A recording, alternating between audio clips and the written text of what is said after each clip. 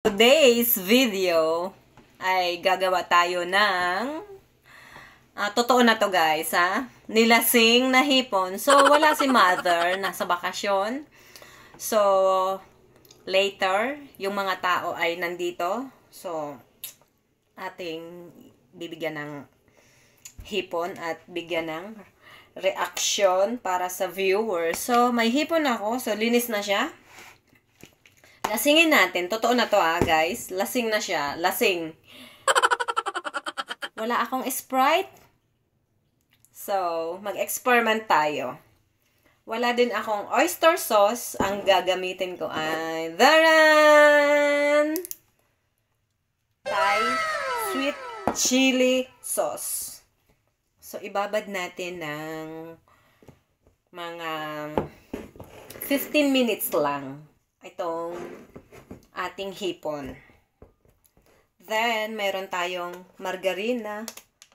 Nung nakaraan ko pa to, madami to. And then, pimienta negra. And then, pink salt. So, atin gawin yung totoong nilasing na hipon. Yan. So, ganun lang siya kadami. So, tama na yun. So, ating ibababad siya ng 15 minutes. Then, later, i-update ko kayo kung ano ang lasa. At syempre, may bawang yan. So, habang tayo ay nag-aantay ng ating hipon at nilalasing pa natin, magwalis muna tayo. And, we're back! Mukhang masaya si Inday. Well, we have to choose to be happy. Kahit marami tayong struggle sa buhay, maging masaya tayo. We cannot bring back the time kung tayo magmumukong sa mga problema natin. Fating. Laban with faith. Yan. So, ito na ang ating mantikilya at ang ating hipon na lasing na lasing na. So, super lasing na siya kasi it's almost 25 minutes kong binabad. I miss you, mother. Nakaka-excite din naman kapag nalaman mo yung mga reaction niya. So, do minsan, ayaw mong marinig kasi alam mong hindi naman pasado. Pero well, parang na-miss ko siya ngayon. Ayan, ang bango-bango na nung butter at saka yung naamoy mo talaga yung flavor nung garlic, yung aroma niya.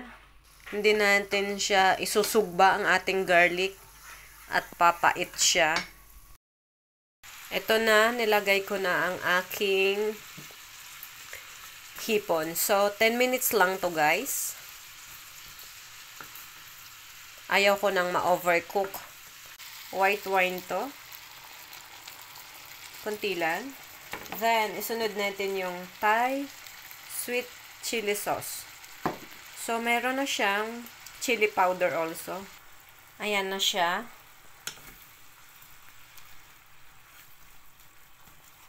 So, it's my experiment. Since I don't have oyster sauce,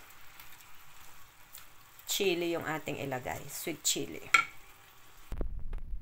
Ito na siya. Mukhang masarap. Mukha lang. Pero lasing na lasing talaga siya. So, aprobahan natin yung ating hipon.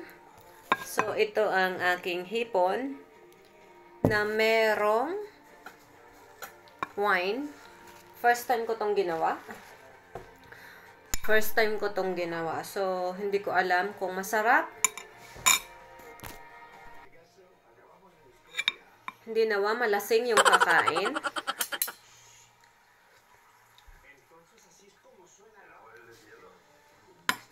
Lasa mo yung wine.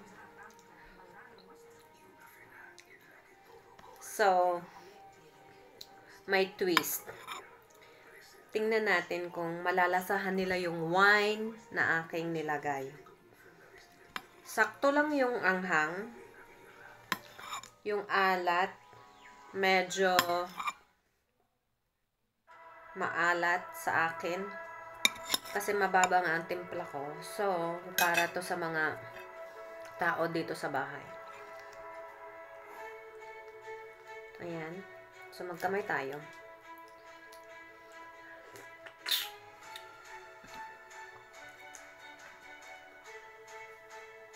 Ayan, oh, hindi siya dry yung ano niya.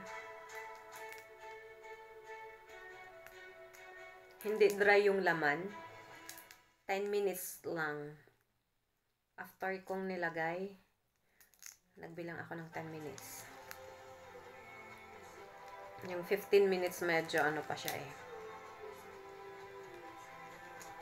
Mahabang oras. Kaya, medyo try siya ng kaunti last time.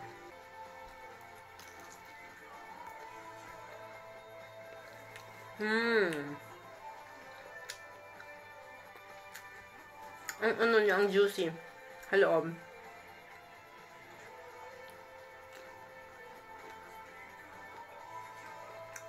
10 minutes nga lang. Tama nga yung sabi mo, Bel. 11 to 12 minutes. Pero ako, 10 minutes. Kasi, may natitira pang init sa dito eh. Maluluto at maluluto din siya. Not so bad tong experiment ko. Thank you for watching. Later na ang reaction ng iba. So, ako lang dito sa bahay at bukas pa ang uwi ni ate at ni kuya. Ni pastor. So, wala akong maaasahan na magbigay ng komento sa aking niluto. At kung malalaman ba nila kung lasing ba sa white wine yung aking hipon. Kaya sorry guys. Baka hindi nga. Bukas na lang, try natin.